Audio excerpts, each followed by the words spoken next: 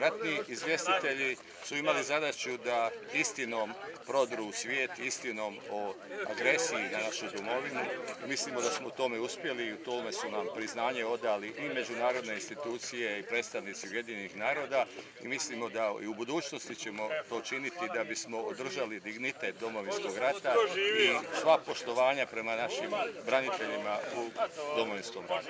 Ratni izvjestitelji su zapravo iznad hrvatskih branitelja. Oni su bili u rovovima, oni su bili koliko toliko zaštićeni, a mi smo bili gore snimali ih i mi smo bili na puškometu neprijatelju. Dakle, kad je u pitanju uloga ratnih izvjestitelja, ona je nemjerljiva. Da nije bilo nas, pitanje kako bi i završilo i da li bi mi danas bili. Mi smo na početku rata odmah počeli od prvih barikada kod Knina i cijelu Dalmaciju do Dubrovnika pokrivali. Bilo je teško i na početku rata je bilo važno da se pokaže da JNA nije bila ta koja će razdvojiti dvije strane ili stati između dvije strane, nego da je ona na strani agresora.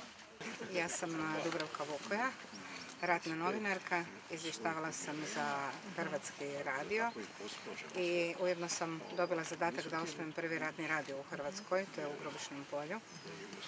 Dakle, ratno novinarstvo, žene u ratu, to je zaista bila prava rijetkost. Mi koje smo bile, nas je zaista bilo malo, ostavljale smo svoje obitelji, ostavljale smo djecu i bile smo rame uz rame u rovištu, na bojišnicama uz naše dečke.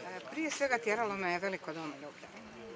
Mi smo prvi puta tada, 90. i 91. mogli reći ovo je naša Hrvatska, mi smo Hrvati, da ne bi imali nikakve posljedice. Imali smo velike ciljeve, velike želje. Željeli smo domovinu u kojoj će naša djeca imati svi posao. Nismo se niko nadali da će upravo naša djeca danas morati ići raditi u Irsku, u Englesku, u Njemačku, da će morati tražiti svoj posao negdje drugdje u europskim zemljama. Sve nas je manje i nažalost sve smo više zapostavljeni. Ratni novinari kao i brojni branitelji ljudi oboljevaju, zanemareni su. Sve teže i teže je biti ratni izvjestitelj. Jednostavno smo zaboravljeni. A kada je trebalo upravo istinu o ratu, o onome što se događa, kako stradavaju naši ljudi, kako ljudi ginu, slali su ratni novinari, snimatelji, ratni izvjestitelji. Mi nismo izabrali to da budemo ratni izvjestitelji. Dakle, mi smo generacija koja je doživjela rat. To je nešto kad ti ne razmišljaš o životu, kad je tebi jedini cilj da odradiš svoj posao i da donekle sačuvaš glavu. Kako bi usporedili današnje novinarstvo sa onim novinarstvom, to se ne može usporediti. Evo, mi smo živi, Bogu dragom hvala, sjećanja živo žive u nama i daj Bože da se više nikad ne ponovi.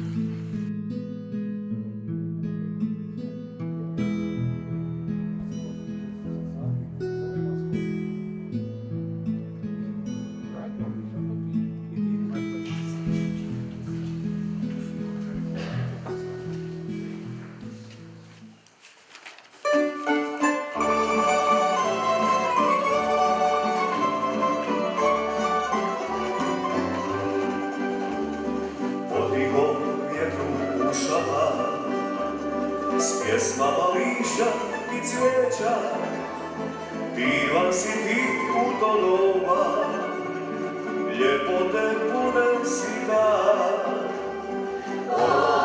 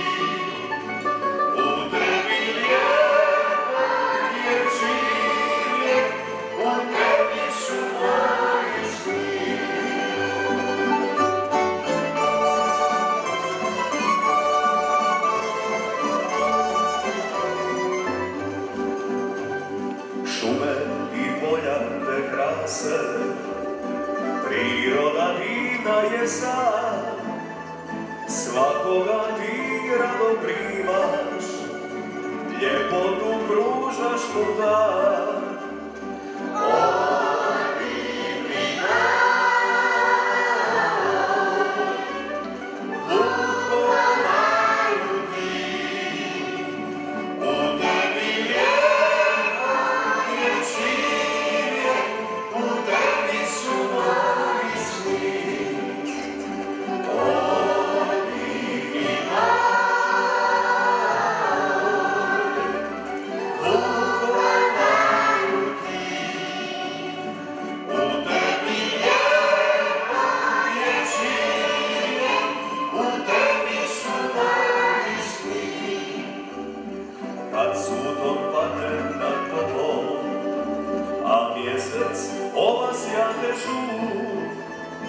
Tišina dok svuda vlada, Dunav ti vjeran je drug.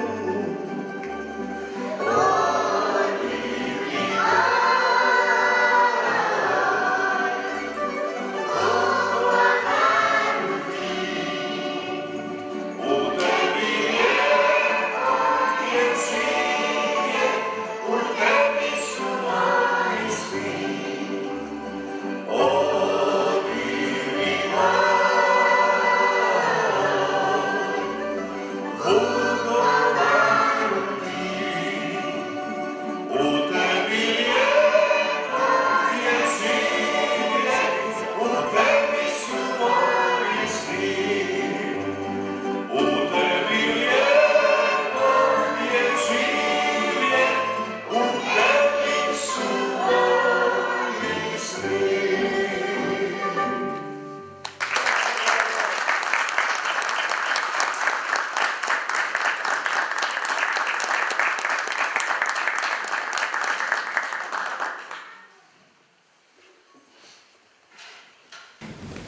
Kolegice i kolege, dragi gosti, dobar vam dan. Dobrodošli u Vukovar. Prije 30 godina ovdje je bio pakao. Nakon gotovo 3 mjeseca slomljen je herojski otpor malobrojnih i slabo naoružanih branitelja i grad je okupiran. A kako je sve počelo?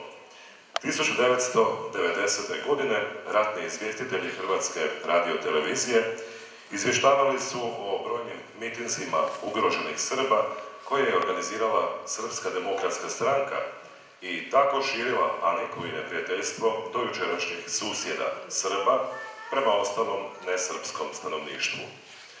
Ovdje u Vukovaru, na 6. katu hotela Dunav, uspostavljen je prvi privremeni ratni studio iz kojega su se javljali brojni reporteri iz Osijeka i svih drugih centara televizije koji su dolazili u ispomoć i izvještavali domaću i svjetsku javnost o agresiji koju tada nitko u svijetu nije posvećivao posebnu pozornost. Kada je zbog sve jačih napada na Vukovar izvještavanje postalo nemoguće, privremeni studio preseljen je u Vinkovce. Iako je tih dana izgledalo nemoguće, nakon nekoliko godina nadljudskih borbi i jačanja Hrvatske vojske, konačno je neprijatelj poražen i stvorena je nova, slobodna, samostalna Hrvatska država.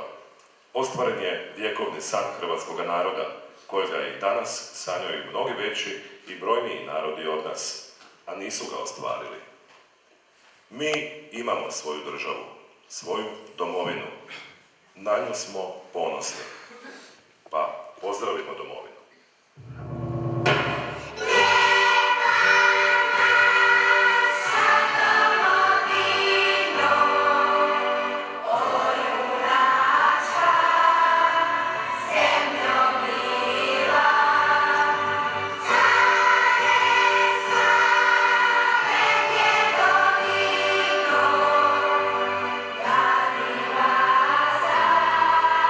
Sretna bila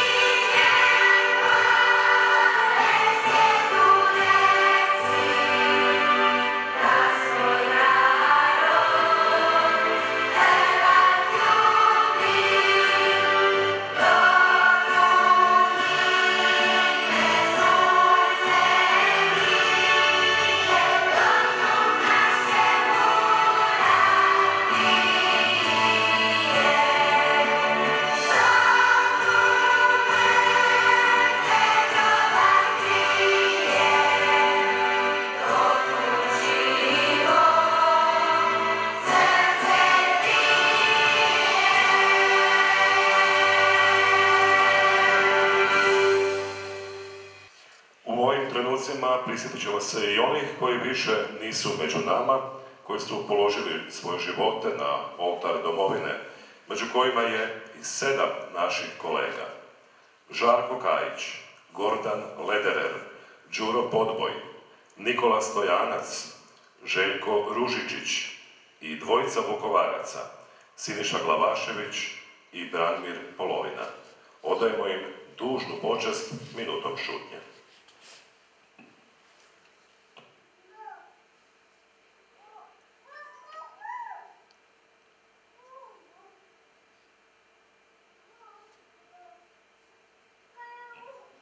Neka im je vječna slava i hvala. Odustajem od svih traženja pravde, istine. Odustajem od pokušaja da ideale podredim vlastitom životu. Odustajem od svega što sam još jučer smatrao nužnim za nekakav dobar početak ili dobar kraj. Vjerojatno bih odustao i od sebe sama, ali ne mogu. Jer tko će ostati ako se svi odreknemo sebe i pobjegnemo u svoj strah? Kome ostaviti grad? Tko će mi ga čuvati dok mene ne bude? Dok se budem tražio po smetlištima ljudskih duša, dok budem onako sam bez sebe glavinjao, ranjiv i umoran, u vrućici, dok moje oči budu rasle pred osobnim porazom. Tko će čuvati moj grad, moje prijatelje? Tko će Vukovar iznijeti iz mraka? Nema leđa jačih od mojih i vaših. I zato, ako vam nije teško, ako je u vama ostalo još mladenačkog šaputanja, pridružite se. Netko je dirao moje parkove, klupe na kojima su još urezana vaša imena, sjenu u kojoj ste istodobno i dali i primili prvi poljubac. Netko je jednostavno sve ukrao. Jer kako objasniti da ni sjene nema? Nema izloga u kojem ste se divili vlastitim radostima. Nema kina u kojem ste gledali najtužniji film. Vaša je prošlost jednostavno razorena i sada nemate ništa. Morate iznova graditi. Prvo svoju prošlost, tražiti svoje korijene. Zatim svoju sadašnjost. A onda, ako vam ostane snage, uložite je u budućnost. I nemojte biti sami u toj budućnosti. A grad, za njih ne brinite. On je sve vrijeme bio u vama. Samo skriven, da ga krvnik ne nađe. Grad, to ste vi.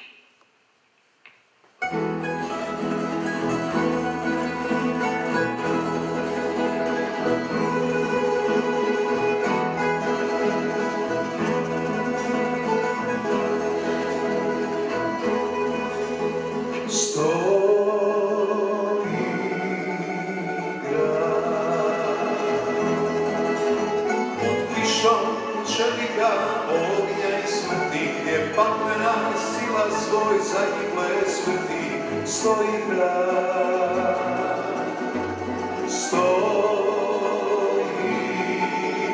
grad. Vječan ko narod ponosno svoji, posljednje dane dušno broji, Vukovar, Vukovar, iz majčinog krika sloboda se rađa i ponovno bijela zapoviče lađa do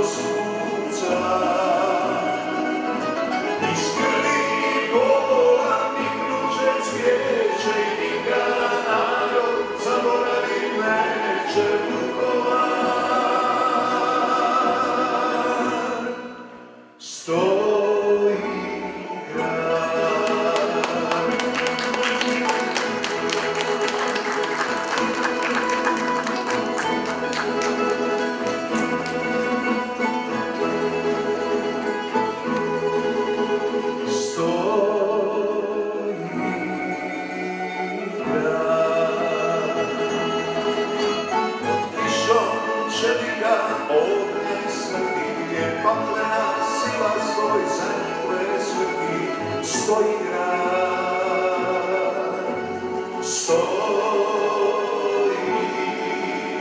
grad. Vječan ko narod ponosno stoji, posljednje dane dušanu broji Vukovar.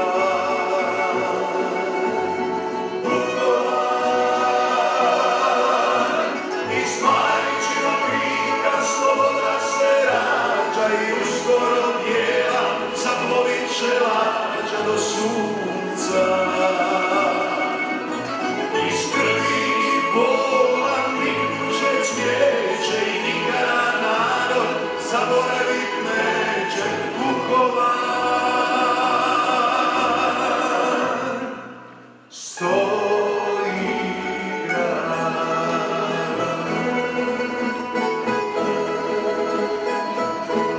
stoji grad.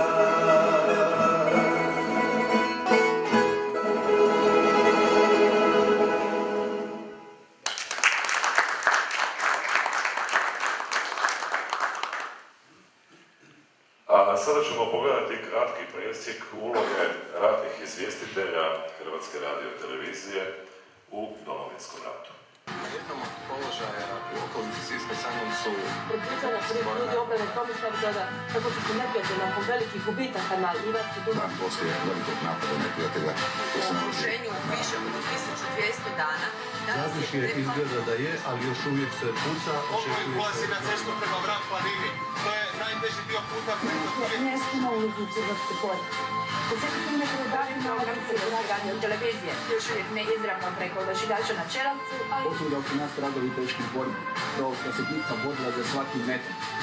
Zračna, zloglasna, zračna luka Urpina. Neposredno nakon oslobođenja okućana čujemo da se vode pješačke borbe nedaleko nas. Najvjerojatnije danas nisu padali granate. Hrvatske oružane snage u ovom trenutku. Vojska je danas objavila rat i Vinkovčanima. Još ne znamo tko je u 12:15 naredio pad.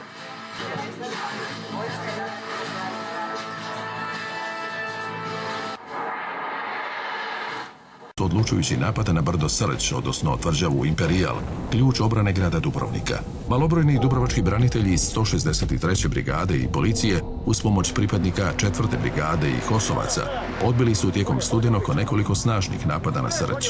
Toga dana, samo na povijesnu jezgru palo je više od 600 granata različitog kalibra, tako da nijedno zdanje nije ostalo neoštećeno.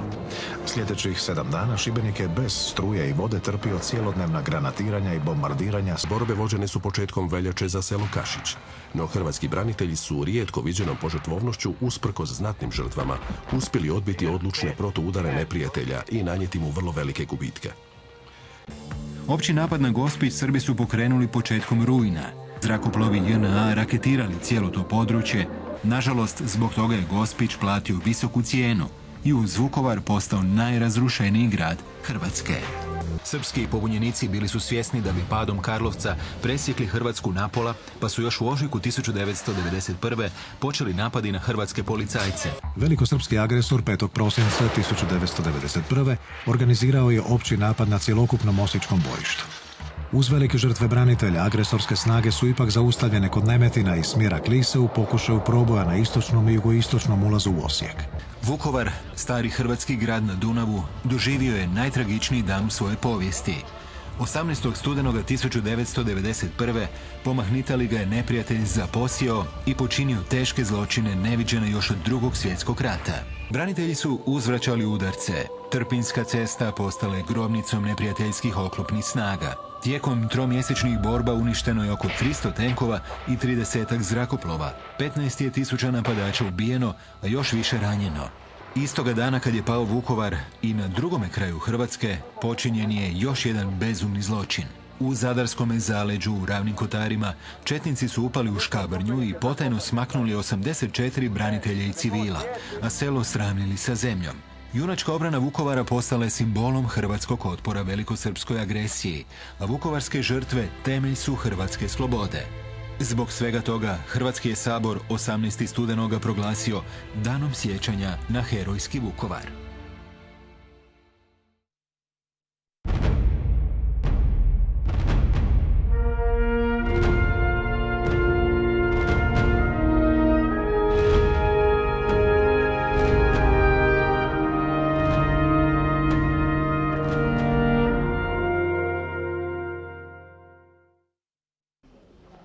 Nema razloga za čekanje sa evakuacijom jer su u Vukovaru ostali samo civili po skloništima. Za kroniku dana javlja Siniša Glavašević.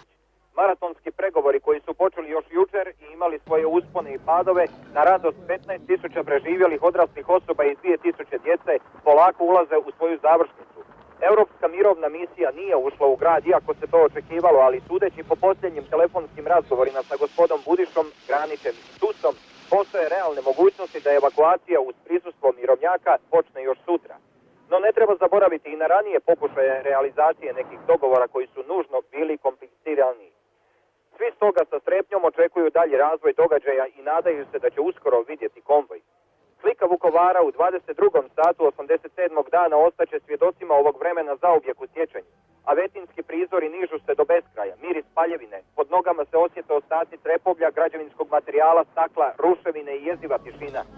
Istovremeno liječnici u Vukovarskoj bolnici bore se sa mnogim nedaćama. Od velikog broja ranjenika, od kojih je 300 težih i oko 400 nešto pokretnih. Mnogih civila koji su ovdje našli utočište do strašnih rana, kakva je našla 6,5-mjesečnu bebu, koju je danas u poslijepodnevnim satima operirao dr. Tomislav Vlaković. Od ostataka granate u tom djetetu je veoma stradalo bedro i nadkoljenica. Slično se dogodilo i 4,5-godišnjoj djevojčici kojoj je granata smrskala rame.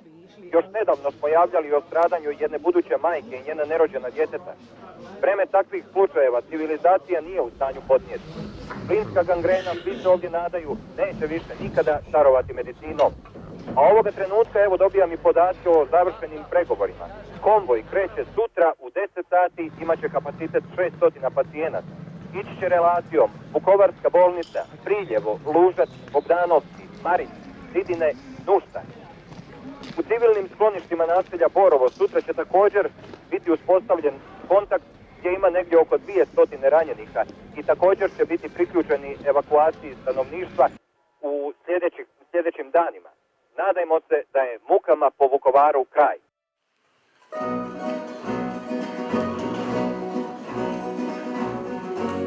Gospodine generale, visoko gore, na katedrali, samo tišina, satovi su stali, u mraku vidi, bojite se sjene, ne može se lako ubiti vrijeme. Gospodine generale, dječak pred crkvom ostavlja svatove, mora se krenuti u vaše ratove. Oči mu pune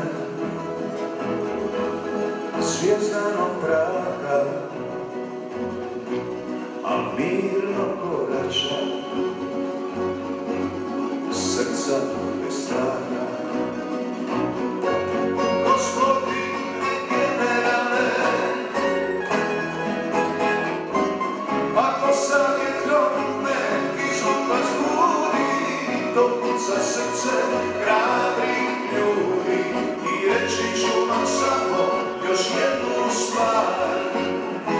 Zapamtite Vukovar, ako sa vjetrom neki župac budi, dopuca srce hrabrih ljudi i reći ću vam samo još jednu stvar. Zapamtite Vukovar.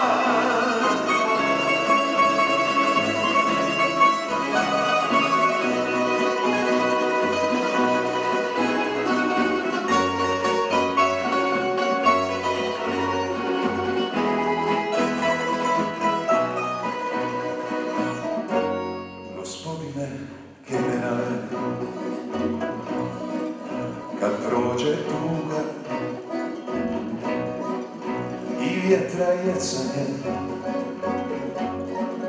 vodit ću sina, opet na pecanje,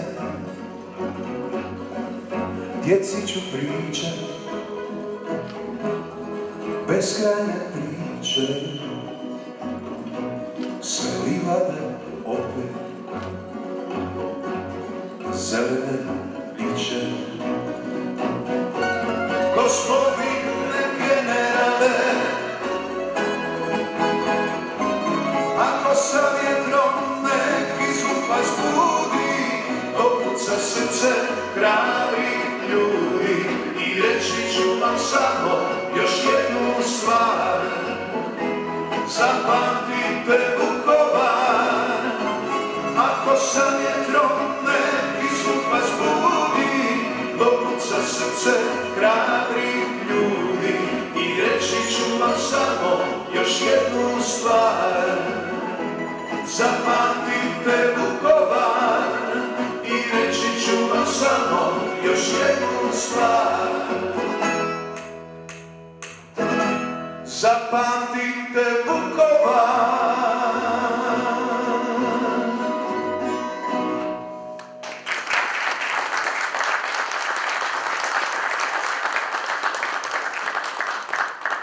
Tamburaški sastav Ravnica i Željko Lončarić-Žec.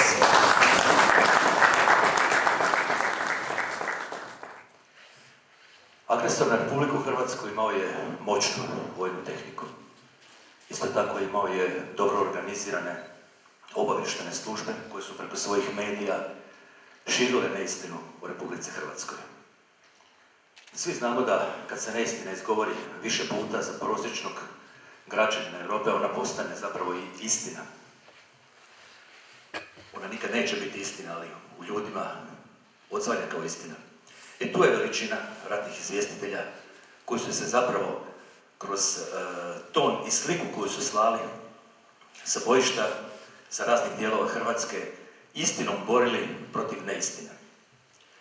Istina je najmoćnije oružje, istina najviše boli i zato i vidimo zapravo da je jedan veliki, odnosno 7 ratnih izvjestitelja stradalo i to ne na onaj možda nekad uobičajeni način, nego i snajperskim hicima ili na Ovčari kako je stradao naš Siniša Glavašević.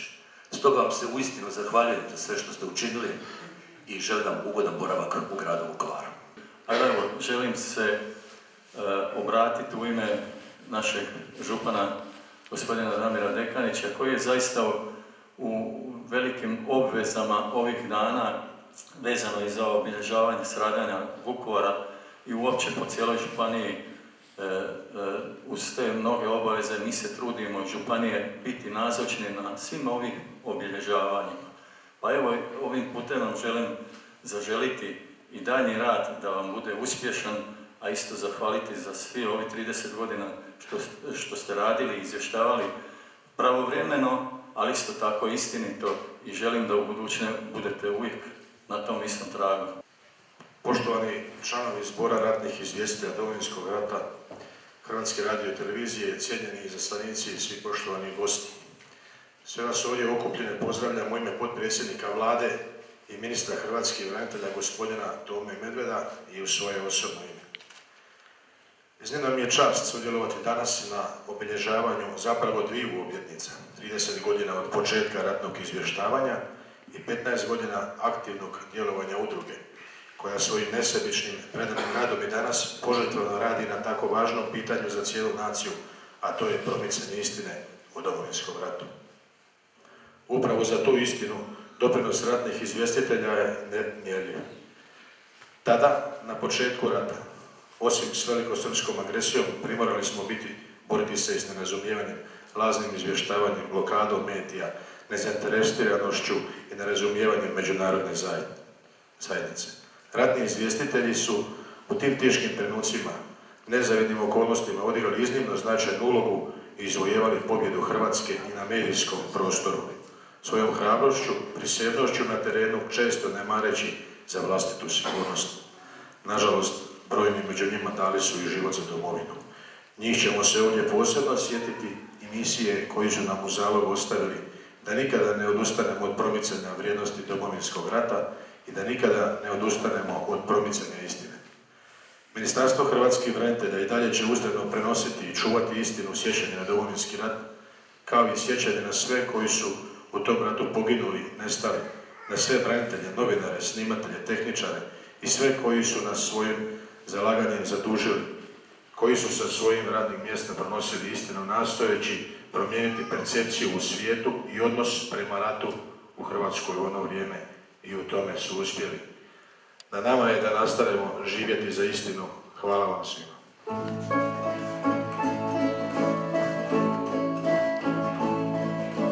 Bože, čuvaj Hrvatsku, moj dragi dom, ljude koji gladuju pri oltaru tvom.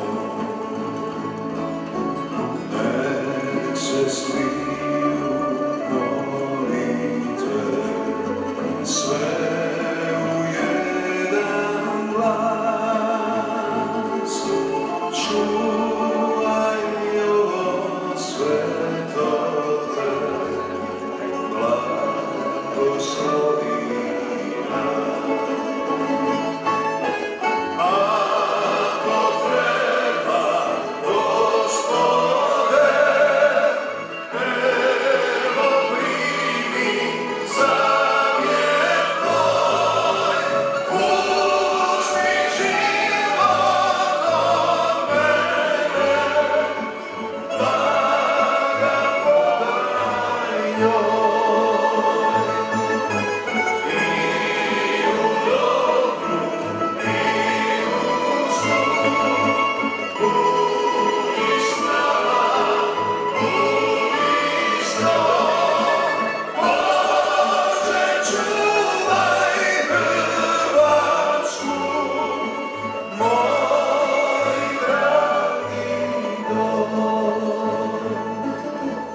Nek se sliju molitve, sve u jedan glas, čuvaj ovo sveto tle,